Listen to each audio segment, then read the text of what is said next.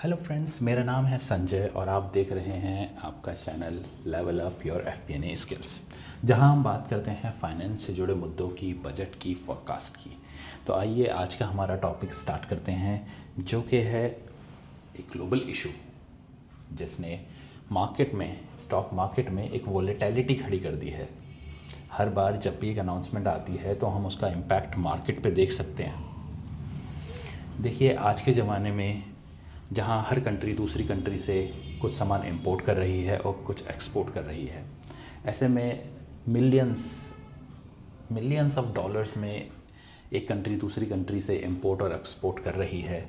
ऐसे में Donald Trump साहब का आके अचानक से टैरिफ्स के ऊपर कोई कमेंट कर देना बहुत इम्पॉर्टेंट बन जाता है। यहाँ पे टैरिफ्स के बारे में हमें जानना, तो आइए हम जानते हैं कि टैरिफ्स क्या है, कितने तरीके का होता है और गवर्नमेंट ऐसा क्यों करती है।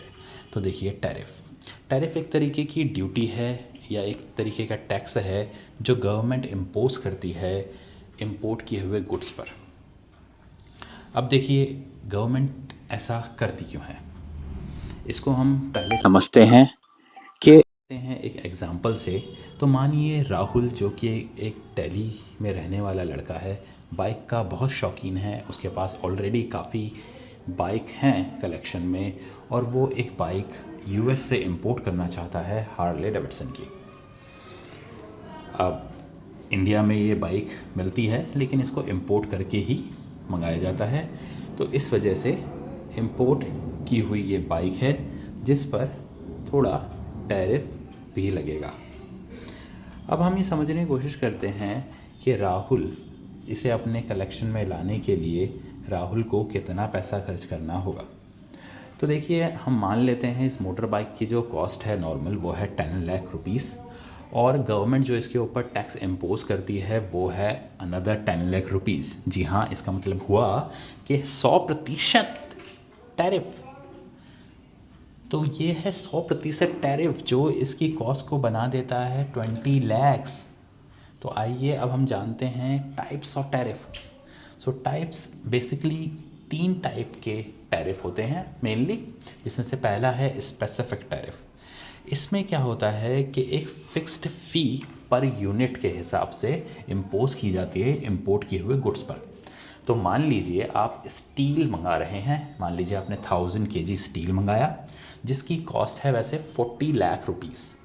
इसके ऊपर आपका लगेगा इम्पोर्ट टैरिफ इस पर लगेगा जो है 100 kg के हिसाब से, तो इसकी कॉस्ट जो बना देगा 41 लाख रुपीज़। दूसरा जो टैरिफ का टाइप है वो है एड वैलोरम टैरिफ।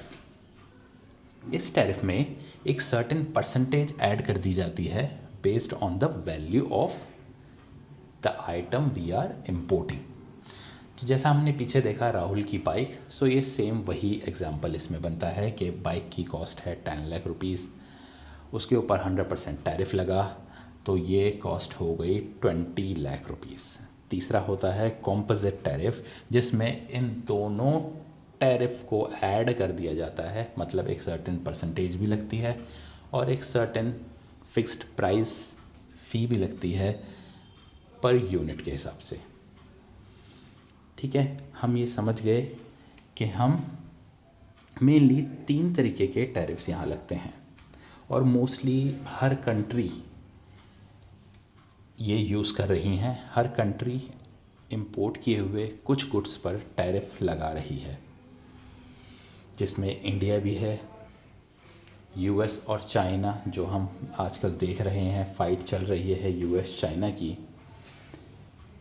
टैरिफ के ऊपर ही, जो एक इनिशिएट करती है ट्रेड वॉर को, जिसकी हम बात करेंगे अभी आगे चल के।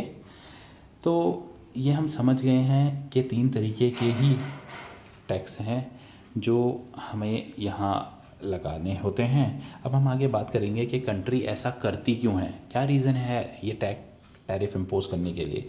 तो देखिए, मेनली यहाँ 5 रीज़न हमने काउंट किए हैं जिसकी वजह से गवर्नमेंट ऐसा करती है। तो पहला है प्रोटेक्टिंग डोमेस्टिक इंडस्ट्रीज़। जी हाँ, अपने डोमेस्टिक उद्योगों को, बिज़नेस को बढ़ाने के लिए, उनको प्रोटेक्ट करने के लिए कि कहीं बाहर की कंपनियां आकर उनको बिल्कुल ही डिस्ट्रॉय ना कर दे, उनके प्रोटेक्शन के लिए ऐसा किया जाता है, जिससे कि उनको एक कॉम्पिटिटिव एज दिया जाता है सेलिंग प्राइस में। इससे क्या होता है कि आपका जो इंपोर्ट किया हुआ गुड है उसकी वैल्यू बढ़ जाती है। जैसे हमने देखा बाइक की, अब इंडिया में जो बाइक बनेगी वो सस्ती होगी, इंपोर्ट की हुई बाइक का रेट ज़्यादा होगा।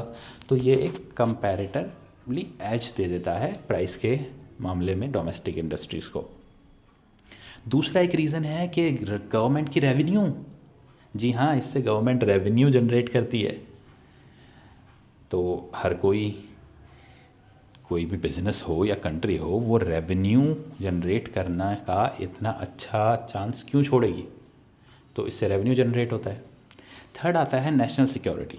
कई बार नेशनल सिक्योरिटीज़ के चलते कुछ ऐसे आइटम्स या कुछ ऐसे प्रोडक्ट होते हैं जो नेशनल सिक्योरिटीज़ की वजह से पूरी तरह आप उनको बैन नहीं करें, लेकिन आप उस पर टैरिफ इतना ज़्यादा लगा दो कि लोग उसको इम्पोर्ट ही ना करें। और चौथा है एनवायरमेंटल एंड हेल्थ स्टैंडर्ड। तो कई बार कंट्रीज़ के हेल्थ स्टैंडर्ड जब प्रोडक्ट मीट नहीं करते हैं तो उसको डायरेक्टली बैन करने के बजाय वो उस पर हायर टैरिफ्स लगा देते हैं। और पांचवा है रिटेलिएशन। सो रिटेलिएशन, जैसा कि हमने अभी पीछे बात करी थी, चाइना और यूएस का रिटेलिएशन का ही चल रहा है, जिसमें एक कंट्री कहती है मैं आपके ऊपर मान लीजिए 20% लगाऊंगी, तो दूसरी कहती है नहीं, हम तो आपकी कंट्री से जो भी इंपोर्ट करेंगे उस पर 30% लगाएंगे। अब ऐसे में दोनों में फ़ाइट होना तो नॉर्मल है, क्योंकि मैं आपके पे लगा रहा हूँ 20 और आप मुझे कह रहे हैं कि आप लगाएंगे 30। तो यही वॉर है जो ट्रेड वॉर का रूप ले लेती है, जो हमारे चाइना और यूएस के बीच में अभी आप देख रहे हैं।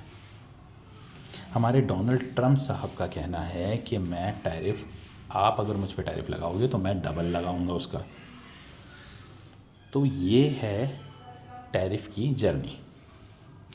आई होप आप समझ गए होंगे। अगर वीडियो अच्छा लगा है तो लाइक कीजिए, सब्सक्राइब कीजिए और शेयर कीजिए। Thank you very much for your time. मिलते हैं किसी और वीडियो में किसी और मुद्दे के साथ।